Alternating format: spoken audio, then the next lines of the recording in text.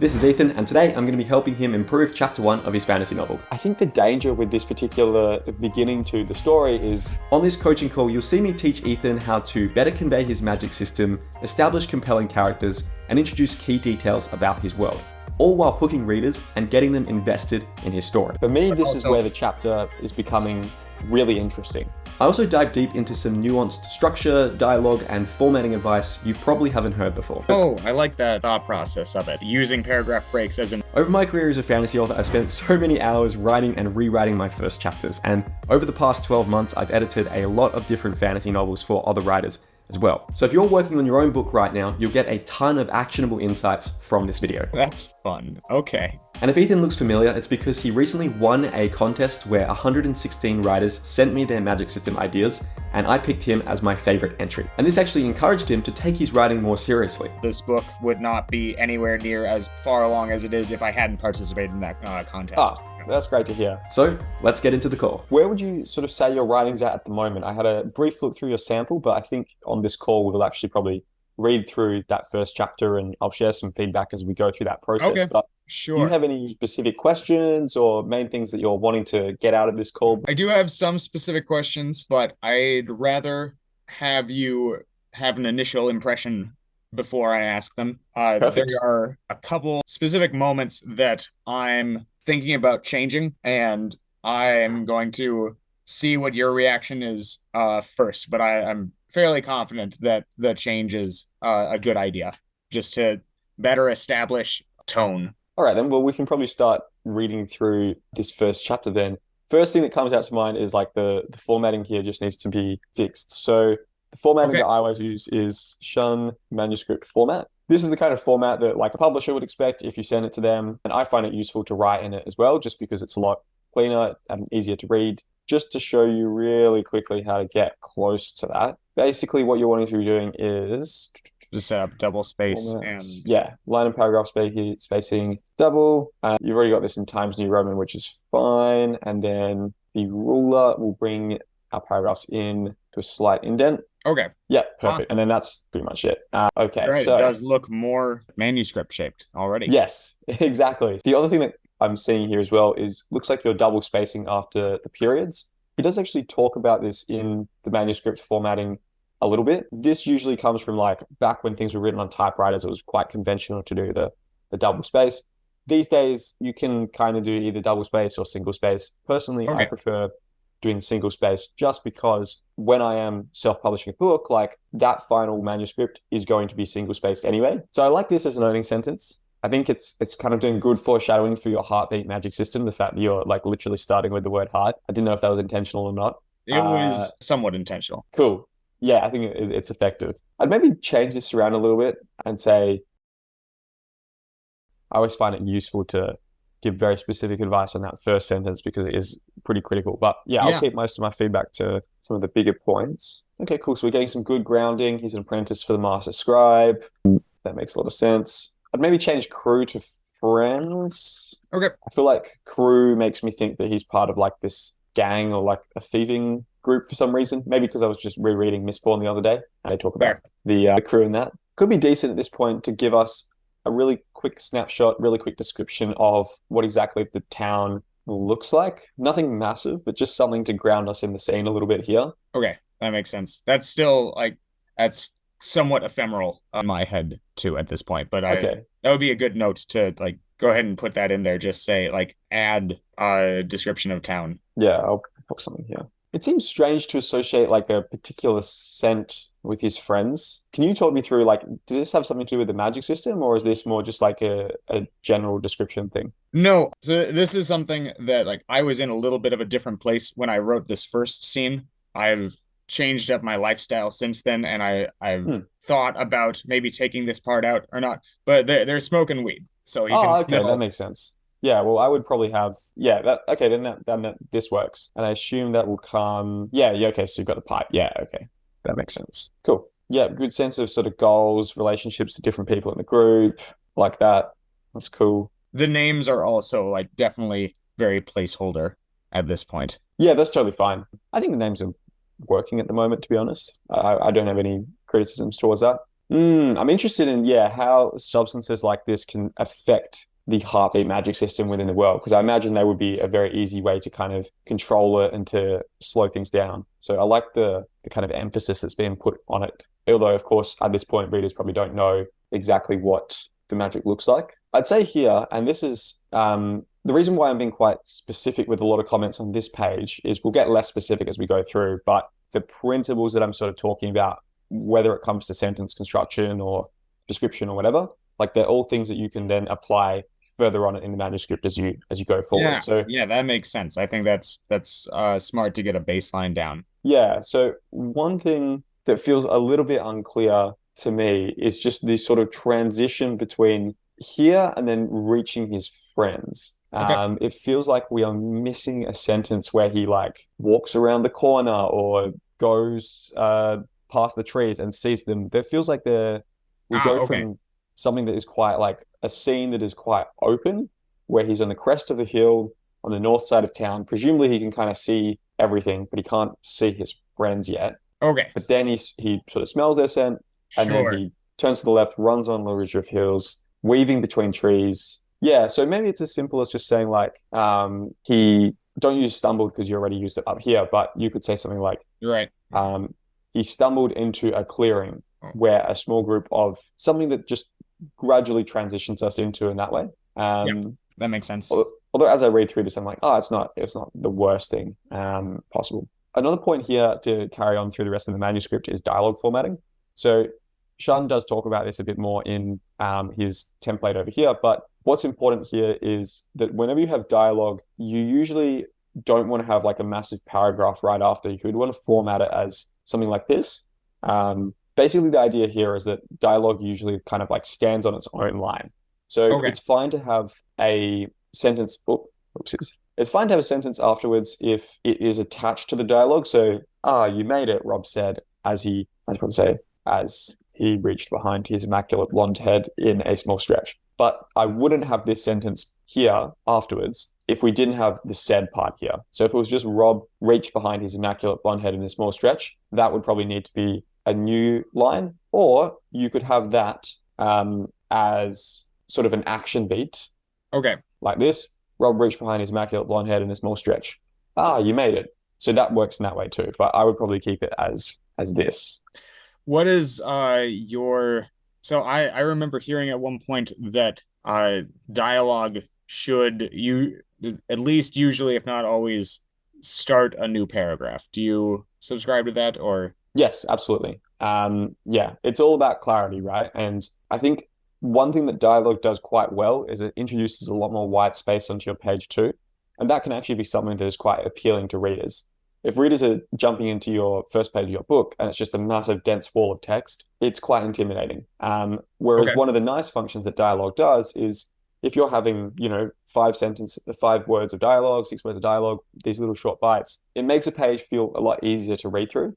And literally, when you think about what a page turning novel is, if you think about page turning as the rate at which someone is turning the pages, the less words that you have on a page, the faster they're actually going to go through that process, right? So if you have a really dense page with not many different paragraph spaces, not much dialogue on it, you might end up with 300, 350 words on it in a standard manuscript page. If you have that same page, but you're a bit more generous with the paragraph spacing, so, maybe you space out something like this or whatever, and you have more dialogue on it as well, you might end up only having 200 words on that page. And that means that readers are actually going to finish that page, 33% faster or whatever it is. And they're going to literally be turning the pages much faster than another book. In the context of what we're writing with fantasy, it doesn't need to be like relentlessly fast-paced in the way that a thriller maybe needs to be. I don't think you need to go to that same level, and readers might find it a bit off-putting if you actually are progressing, that quickly, because people usually come to fantasy, they wanting to soak into a bit of a deeper world and they're wanting that more immersion. But it is just something to think about, particularly with your opening chapter, because your opening chapter is establishing readers' expectations for how difficult your book will be to read. And if readers open your book up and the very first thing they see is massive block of text, there's going to be part of them that thinks, that looks like a lot of effort to read. That feels like a chore. So I know that feeling. yeah, I can picture what you're talking about. Yeah. yeah. So it's surprising how simple, just a few extra paragraph spaces can kind of make things. Okay. My principle with paragraph spacing is whenever there's a new idea, I put a new paragraph in. Whenever there's a bit of a transition, I put a new paragraph in.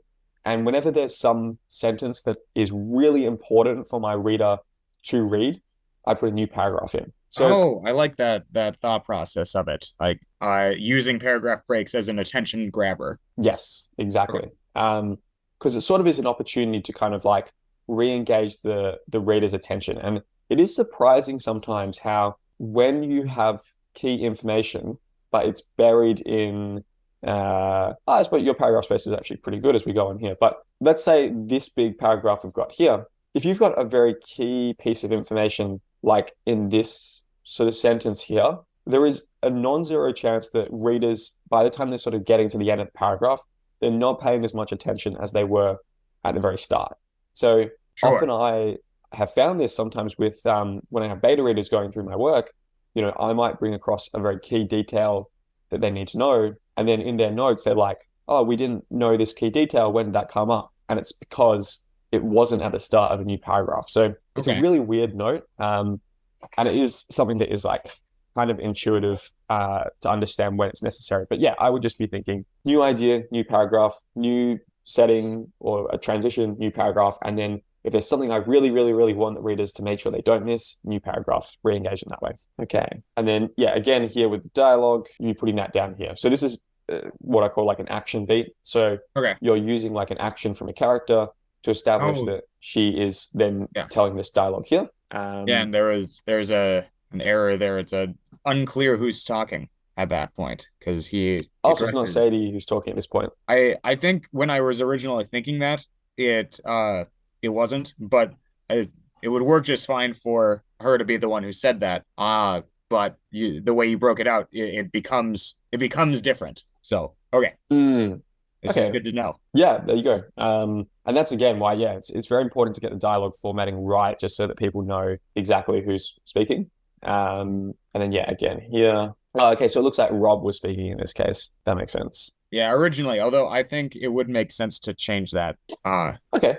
But well, I'll just put a note here. The other thing with this piece of dialogue here as well is whenever there is a name like Rob or Pat in the dialogue, it usually feels a lot better if you put a comma like right after or before. So sure thing Rob versus sure thing Rob. Yeah. Because that's when we're actually speaking in life. We sort of have that little hitch there. And then I would put that after here as well. Pat, did you bring it? And you can see that Google Docs has identified that was a grammatical mistake before. So, obviously there are kind of rules and guidelines for this stuff. And the main thing to keep in mind is, does this make it feel more natural, easier to read, and truer to life? And if you think about the way that, you would kind of address someone, it would be rare that you would say, Pat, did you bring it? You would usually have like, Pat, did you bring it? But there's that emphasis there. And it's very slight, but that's what the comma afterwards is trying to achieve. So do you usually read commas as kind of a pause or an emphasis point? Yeah, that's right. So if you think about it from the perspective of like, if someone was narrating your book, a full stop will be like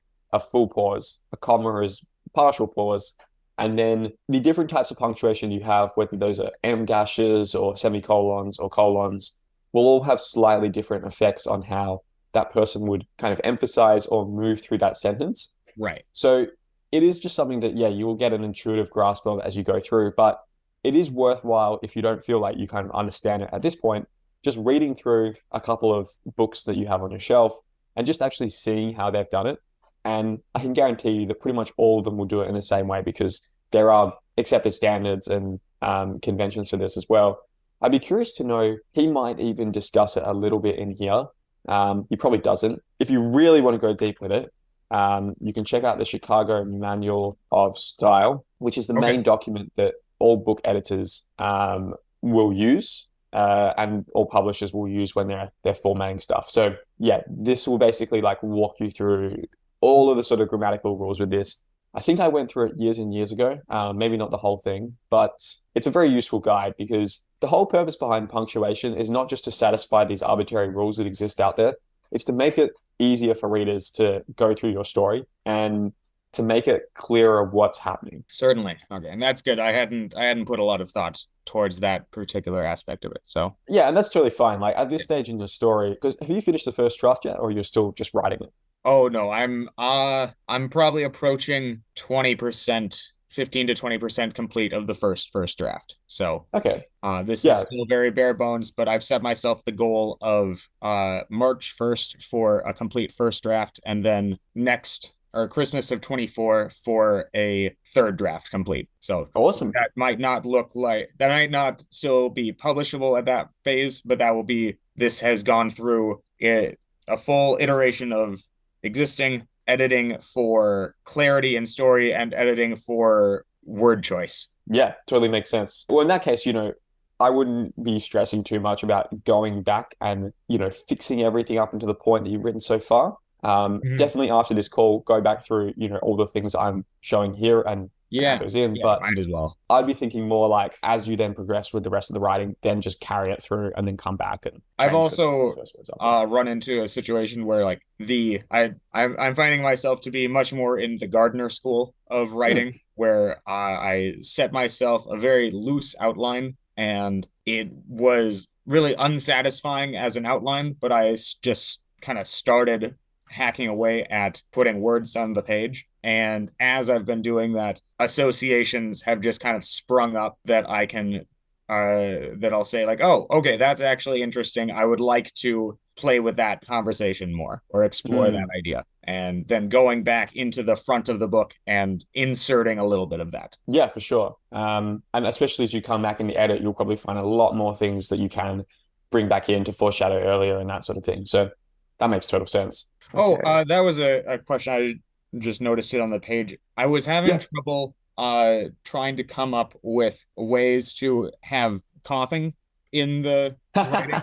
What is Sure. Do you have a preferred way of expressing coughing that isn't just because I thought about a cutoff and then saying like he coughed, or like right there in one of the middle paragraphs it just drops it or with a dash and says ack, and I'm not super sold on that, but it was a problem that I was trying to solve. Yeah, good question. I love that. That's the kind of things I'm interested in talking about, those sort of niche things that are specific here. So nothing wrong with just saying Patrick coughed. Now, with stuff like this, it can get repetitive, of course, if I keep saying Patrick coughed, etc. So you do want to potentially vary it up. What I find, though, is that there are different phrases that have a allowable frequency of repetition.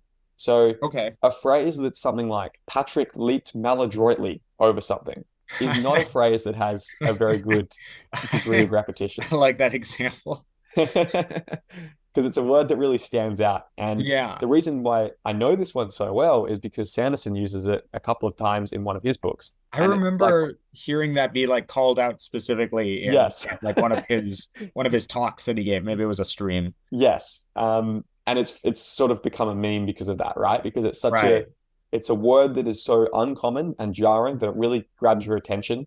And it means that you only have this tiny little usage of it before it becomes exhaustive. With something like coughing, I would say that is on the opposite spectrum of the sort of allowable frequency of repetition.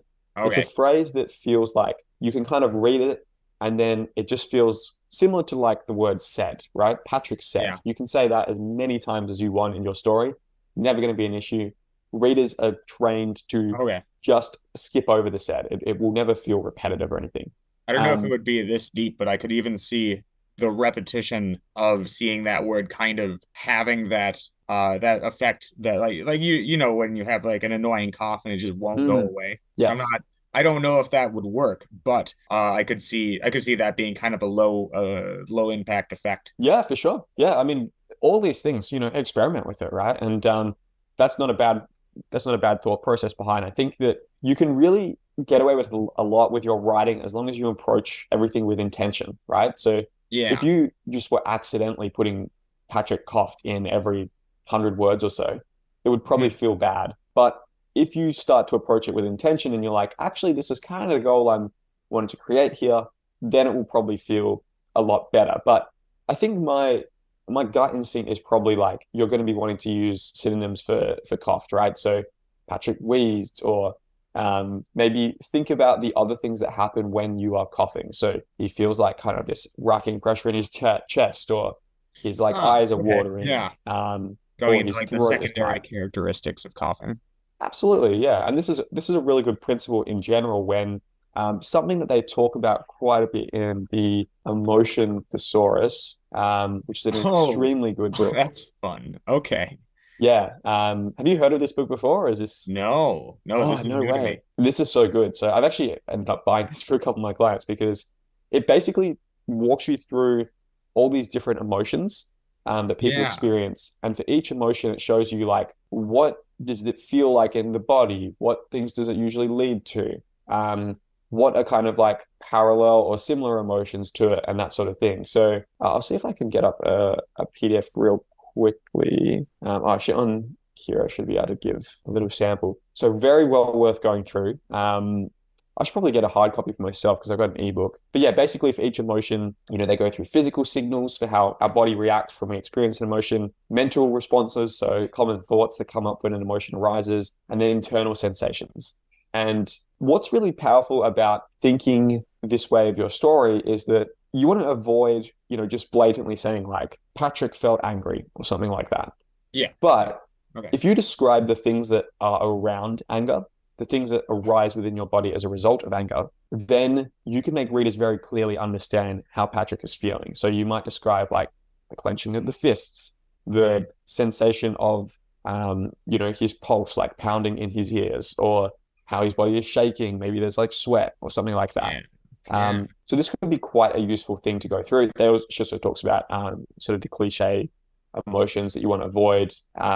So yeah, here's an example: adoration, the act of worship, viewing something as divine. These are all the physical signals that sort of happen when someone is doing it. So lips parting, open body posture, leaning forward, lots of eye contact, that sort of thing. Internal sensations, you have like quickening heartbeat. So this will probably be quite useful for, exactly what you're writing, because your magic system is kind of about like all these different emotions that heartbeat creates. And I don't think I ever said it in my contest entry, but one of the things that I was trying to do was create a charisma-based magic system.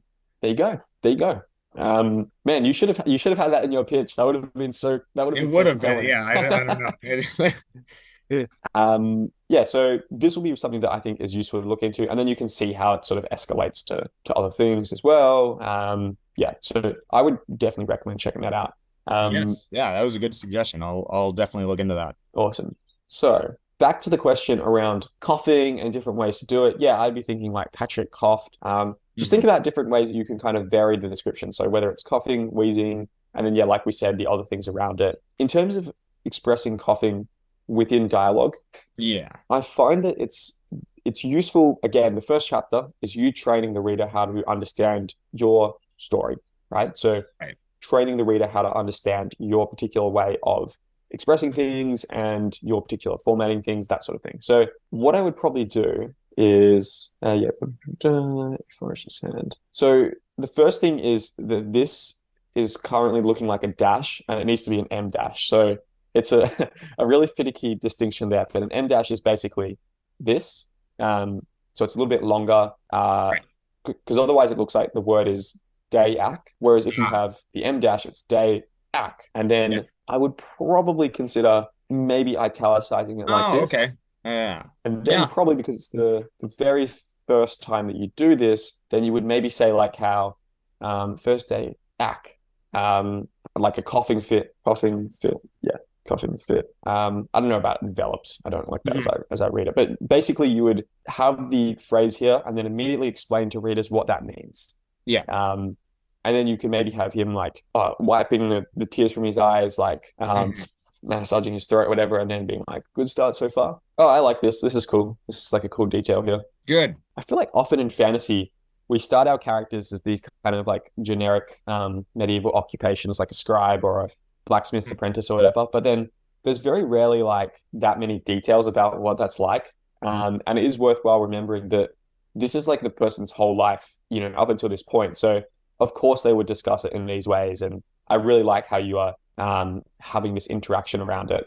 It makes it Good. feel like Okay. it's not just a placeholder that exists, until the story goes on. Okay, good. Yeah, I was trying to I was thinking about setting up relationships and histories Mm. within this chapter. So I'm glad that that's coming across. Now, if you're a fantasy writer wanting me to personally help you improve your storytelling like I'm doing here with Ethan, then you should check out my 6-week fantasy outlining bootcamp. Inside the 6-week group coaching program, you'll learn the story structure, world building, and character design principles I've used to publish 3 fantasy novels and a video game. You'll also join me in a series of live coaching calls where I'll personally help you develop your own outline and elevate your storytelling in the process. And along the way, you'll join a small group of like-minded fantasy writers sharing feedback and accountability as you craft your stories together. At the time of recording this video, I'm actually running the very first cohort of this bootcamp. We've only just started, but the writers inside the program have seen so much growth with their storytelling and they've been absolutely loving it. The sense of community within this group is already really strong, and the other day some of the writers were organizing to do extra calls just amongst themselves to give each other more feedback and more accountability as they work on crafting their outlines. So if you'd like to apply for the next cohort of the bootcamp, go to jedherne.com/outline and hopefully we can work together soon. A little tricky piece to sort of format how you have interjections within dialogue. First of all, you'd probably have the comma there, or and maybe an ellipses. There we go. Okay. something like that. And then I'm not sure if stammered is the word I would have here. I would probably have something like swallowed. No, nothing like that. Yeah. Just because that stammered works. to me, stammered to me suggests like repetition, like something like that. Yeah, it's not that prolonged. It's just a break in the phrasing. Exactly. I like the suggestion that we are in changing times. Maybe things are industrializing a bit more. Is that a potential source of conflict later in the story, or is Yes, just most certainly. Yeah, fantastic. That was one thing I had set up this idea because I thought it was an underutilized time period where the printing press is getting popularized. And then I came across a historian on a podcast who commented that if we want to understand some of the dynamics that are going on in the modern era, one of the areas to look for or look to is the proliferation of the printing press and this massive increase in communication ability between people. Interesting. Can you flick that podcast through? I'd love to listen to it at some point. Sure. Yeah, I am pretty sure I remember who it was. That I'll look it up and email it to you. Thanks. And I've actually heard that same phrase or like same concept coming up in other places recently. So I think this is getting into the conversation. So if I time myself well, I can be part of the conversation, which would be really cool. Yeah, for sure. It reminds me a little bit of the Age of Madness trilogy by Joe Abercrombie. Have you read that? I haven't read that one, but I'm familiar. Yeah. Yeah, it's so good. I think it was probably the best thing I read last year. Okay. And High he praise. does a similar thing where he very much shows a medieval world transitioning into a more industrial one. Cannons are beginning to become a thing, guns beginning to become a thing. It is sort of like set in this sort of French Revolution setting almost, where you have these revolutions and these uprisings, and they largely come because of the result of technological progress. So that could be something that's worthwhile maybe looking into. It's also just a great series, and Abercrombie is one of my favorite authors. So most certainly. Yeah, one of the fun facts that I had heard, I don't want to spend too much time on this, but I thought you'd enjoy, with the proliferation of the printing press, everyone talks about how the Bible was the book that got printed the most, but there was also clickbait trash that started getting printed all over the place, including a book it was printed in Germany, so I don't know what the title was exactly, but it was basically How to Identify a Witch. And this book fueled this massive wave of witch trials and witch burnings that happened. No way. Yeah. There was like the concept of witch was a thing before it, but it like massively increased the social upheaval around witches. So it's like medieval Twitter being like starting this conspiracy theory. Yeah. See, this is what I mean. Is like this is literally what we're dealing with right now. That's so funny. Yeah, I've definitely got to check that out. It is hilarious how nothing really changes. We just repeat the same patterns over and over again. The more things change, the more they stay the same. Absolutely. Okay, so Continue on with this. I like this banter here. This is cool. Good. Yeah, I was trying to like kind of express that like this is a new concept to most people.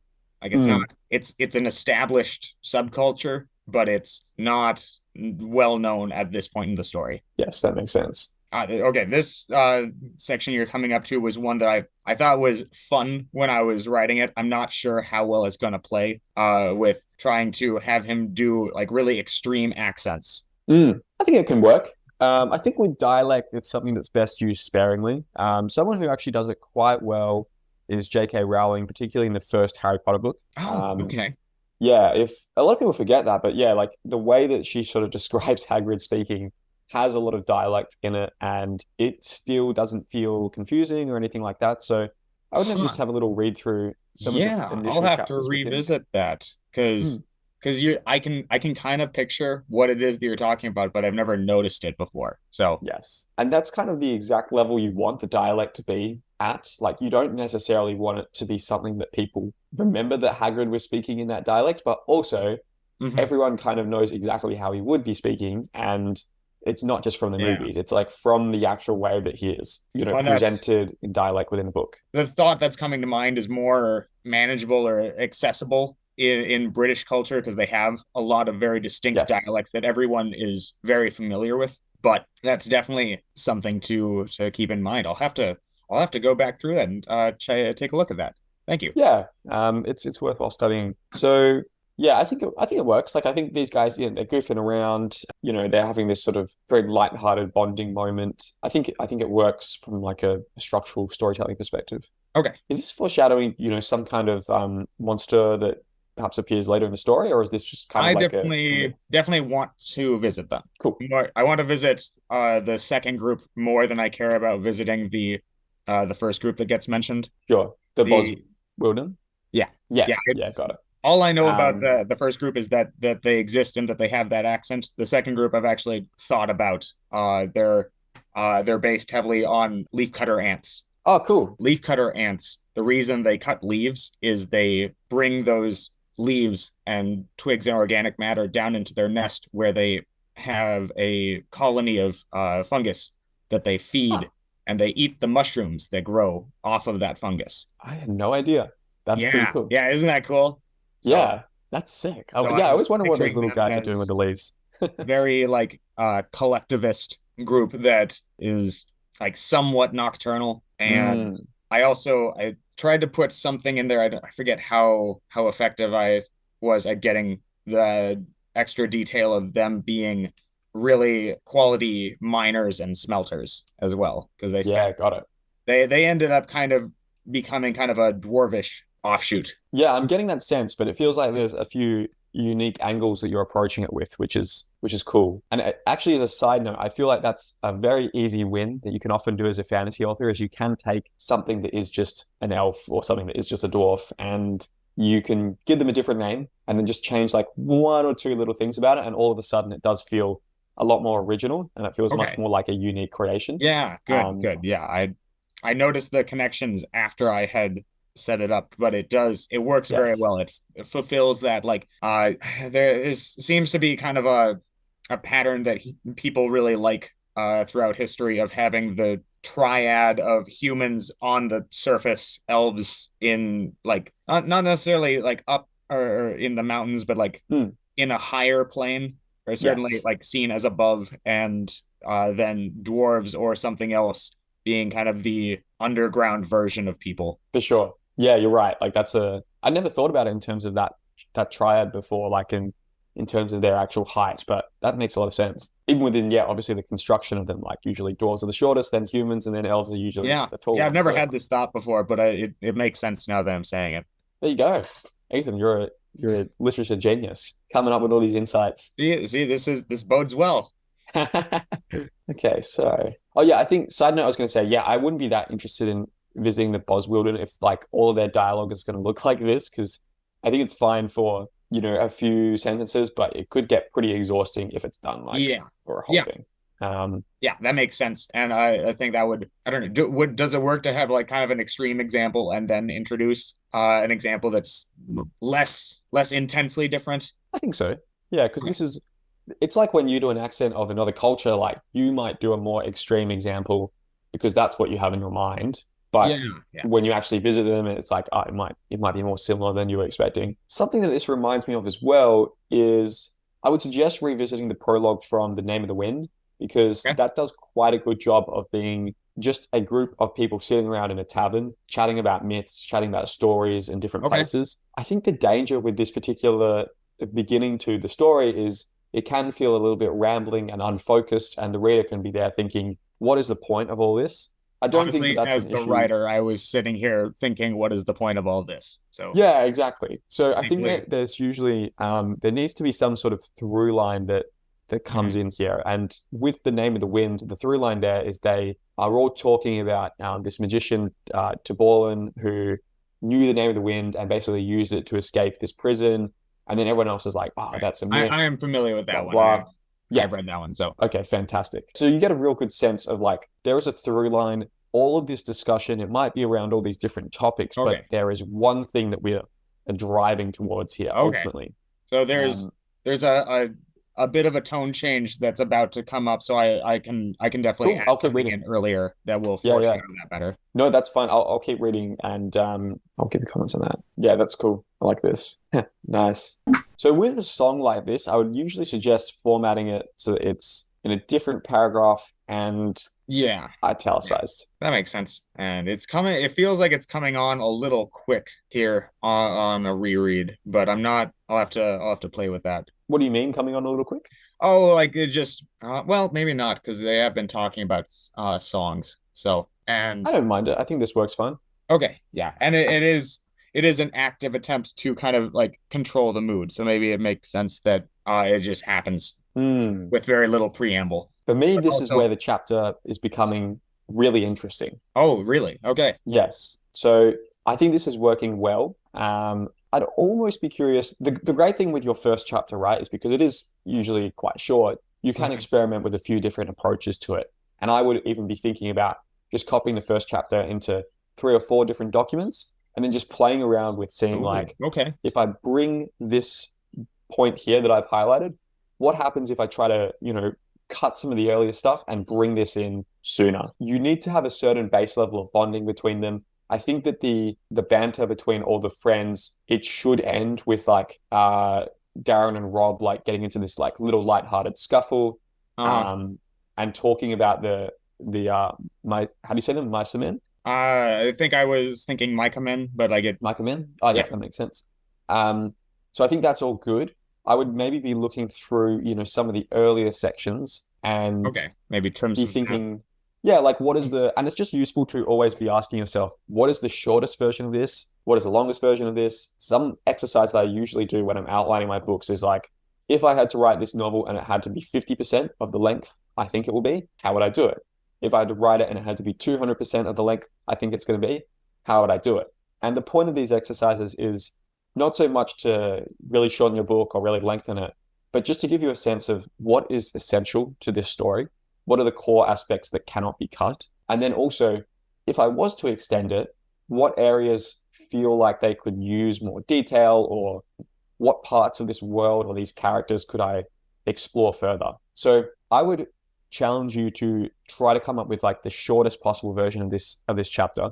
My Yeah. suspicion of how you could do that is you could pretty much, as soon as they start smoking here, you could Hmm. probably pretty much get them right into the conversation about the Micah Man if you wanted. I'm not saying that this is the Hmm. approach you should use, but just if you were trying to use the shortest possible version, you could have Patrick arrive and basically have him arrive at a moment where he's interrupting one of their stories about the Micah Man. So he's like, what did I Yeah. miss? Oh, we were just talking about the Micah Man. Oh, those people, myths, like blah, blah, blah. Well, I hear they do. And that's kind of the Yeah. Yeah. short way Okay. to do that. But I don't think it's Okay. working. I could see how to weave in the profession Yeah, for sure. the introduction of the scribe shop and the journals into that. Have an article that had popped up recently. There you go. There you go. That's a great example. It's just all about experimenting and just seeing which approach kind of looks better. And, with the first chapter, it's one of the few times where you can try really radically different approaches without worrying about too much about how it's going to, have a knock-on impact on the story. So I'd be Sure. thinking about, get, 3 different documents up, try 3 different chapter links here, and then maybe even print them out, like show them to different people and just see what their reactions are like, and if they gravitate more towards the shorter one, or if they feel like the character depth is important. Because I also do want to make sure that I'm not removing that sort of camaraderie and that banter and the friendship between the group here, because I sense that is quite important at this stage in the story. I'm not sure what exactly happens to all these people, but I think that having bonding with them is critical at this stage. Yeah, so really liking this. This looks like a place where a paragraph break would probably be warranted. Maybe right Where at would you put it? Patrick watched, or I think describing his eyes being wide makes me think that he perhaps hasn't seen this before. At this point in the story, has he witnessed this magic already? so I had originally set it up to be like it's usually in this town, it's considered like a pretty sacred spiritual practice. And so doing it in this casual environment is the thing that's shocking him. And since writing this, I came up with I had put church in just as like a placeholder for spiritual religious practice, and I have kind of solidified what it is that they're practicing in that a little better. So for sure. I'll go back and I don't know. I called it like a drum sync or a synchronization. I want to work on my terminology with this because like the one term that I think about this the most is I used the term to describe people trying to control other people's heartbeats into influencing them. I used the term beat washing, which like is a play off of brainwashing, and I'm not satisfied with that. It feels clunky and esoteric, and it doesn't make me happy to say, yes, I came up with this concept called beat washing. Yeah, that makes a lot of sense. I've thought a little bit about other options. Nothing's really jumped out. One of the more promising aspects or that I was able to think of is that I haven't gotten into it a whole lot in this chapter yet, but the landscape is there was a group that came from another place into this area fairly recently. They are the Sunlanders, and they brought this heartbeat philosophy of it can be used to get everyone to work together really well. And they arrived and started interacting with the Lakelanders, who are much more individualistic and focused on negotiating heartbeats between people. And then this idea of beat washing, or whatever it ends up being called, is kind of this new amalgamation that comes out of the two philosophies mixing of setting up trying to influence a whole group instead of just a single person. Yeah, I see. Okay, that's useful context to know. I think, I like the idea of it feeling a little strange to summon this magic outside of a religious setting. I think, that maybe needs to come clarify across that a bit clearer. more. Yeah, I think so. Especially because you've got their reaction afterwards where Rob's like, I don't think we should have done that. That sort of thing. Although, mind you, this kind of gets to it here a bit as well. So if we scoot down a page or two, the tone change that I was mentioning is while they're on the hill, they get attacked by some I call them Outlanders, barbarian, woodsmen, whatever you want to, like wild men, maybe. Sure. And I had the leader. He shows up. They subdue the group because the group of village people they're all inebriated at this point, and so it's not that hard. And the reason they're there is because Teppel, on his way into town, had sold something to him, and he's under the impression that it was a manipulated sale, that he used the beat washing magic to do that. To influence him. His one of his lieutenants is like acting a fool, and the leader kills him, and it's supposed to be this kind of trauma point that really like solidifies this night in everyone's minds and sparks a change in attitude in all of them. But I'm not sure that the death is necessary and I don't know if that's the tone that I want to set here. And also I named the lieutenant and I liked the name that I gave him, and I don't want to be done with that one. So Well, if you just like the name, you can always just change that around and give it I could another character. Okay, so the tone shift here, I suppose it depends, like, where do you want this story going next? Because as I was reading through this scene of a bunch of young friends just like happily laughing in the forest, one of the first things I was thinking is how long until all these people get killed, and it sets Patrick off on, his arc or whatever. So what kind of happens as a result of the death? So they're all shaken, and it kind of it fractures the group. The Rob, the landlord's son, starts to get really obsessed with following rules and controlling things to make sure that nothing like that happens again, because he sees the fact that they were misbehaving as the reason that they got into that situation. So it'll make him less trusting. Patrick was going to like feel shaken, but like feel like he glimpsed something more interesting than the life he expected to live, and it's gonna like push him to explore more. The other two are less certain, but the ending conclusion of this scene is that Teppel gets run out of town because the rest of the townspeople see him as the reason, understandably so, that the Outlanders showed up. And so that's going to become like also a kind of a point of contention, is that this guy that was like, I wanted to do kind of a flawed mentor figure where he is a source of wisdom, but he also like does cause some of the trouble himself. Who is that mentor figure? That's not Patrick? The Teppel. That was kind of the idea I was going for. That was he's not from around there. He's just passing through, and he's hanging out with the youths. Oh, okay. Wait, so Patrick's local. Teppel was the one. Oh, Teppel. Oh, okay. Here we go. Okay, that's interesting. I didn't really get a sense of Teppel being much older than them or different from this group. So that is something. That's something to work on then. Yeah, to work on. I guess you've got it. Now that you've mentioned it, I see it here, but I come from a long ways off where rhythms are more. I actually think there's a cool dynamic to be done there where perhaps Teppel is the one who's sort of telling the stories about the Mica Man or something. Like he's the one that is, he's from afar, like he's traveled, he's got these stories and he's got this wisdom, and everyone has kind of come here to listen to him talk. Like I think that's a dynamic that I actually really like, and I think makes a lot of sense if he is to become a mentor figure. One thing that might be worthwhile considering is if you set up a little bit of opposition between Teppel and Patrick at this point in the story, like maybe Patrick doesn't believe all the stories that Teppel's telling, or he finds him insufferable, or I don't know, something like that, then perhaps it's a more satisfying arc when he eventually becomes his mentor and they kind of become, in that relationship, I suppose. That could be one thing to consider. I think the most important thing will just be more clearly establishing that Teppel is a bit older than the rest of them, or isn't exactly from here.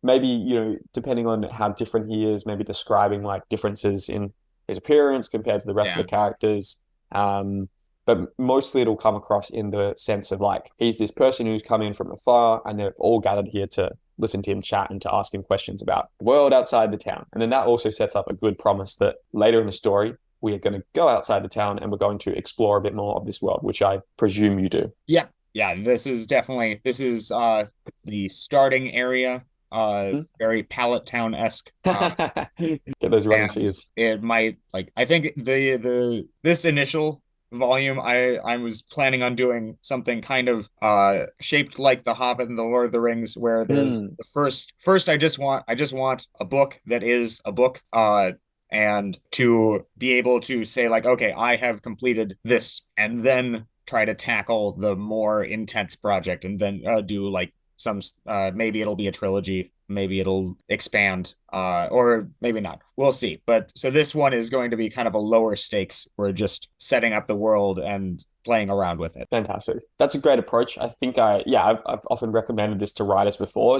trying to do something that's a bit self-contained, maybe one point of view character, something that is a little bit more achievable in scope when you're starting out, and then that gives you the confidence to build from there. And for me personally, you know, first book I released was quite small in scope. It was only 20,000 words. Second book, 80,000 words, one point of view character.